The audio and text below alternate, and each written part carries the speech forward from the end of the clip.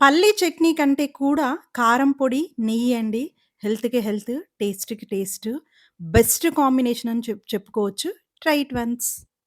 ఇప్పుడైతే different and varieties of బ్రేక్‌ఫాస్ట్‌లు, tiffins వచ్చాయండి. బట్ ఒకప్పుడైతే దోసనే రారాజనమాట బ్రేక్‌ఫాస్ట్‌లో.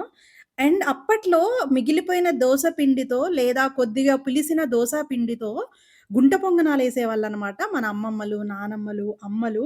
టేస్ట్ ఎక్సలెంట్‌గా ఉంటుంది. అసలు అదొకలాంటి పులుపుతో చాలా బావుంటుందండి. దోస పిండి అంటే ఒకే పిండి ఇక్కడ 2 రూపాలనమాట. బట్ పాన్ అయితే డిఫరెంట్‌గా ఉంటుంది. ఈ గుంట పొంగనాలు చేసుకోవడానికి కొద్దిగా దోస పిండి అండి, చిక్కగా ఉన్న దోస పిండిలో ఒక మీడియం సైజ్ ఆనియన్, ఒక 4 పచ్చిమిర్చి, జీలకర్ర, సన్నగా తరిగిన అల్లం అండ్ సన్నగా తరిగిన కరివేపాకు, సాల్ట్ వేసి ఈ పాన్ చూసారా? ఇది గుంట పొంగనాల పాన్ అండి. ఈ పాన్‌లో వేసుకోవాలన్నమాట. కొద్దిగా ఆయిల్ వేసుకొని అండ్ సిమ్‌లోనే చేసుకోవాలండి. ఈ ప్రాసెస్ అంతా సిమ్‌లోనే జరగాలనమాట. అండ్ అసలు భలే టేస్టీగా ఉంటుందండి.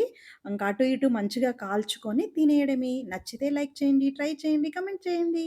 Bye bye. Thank you.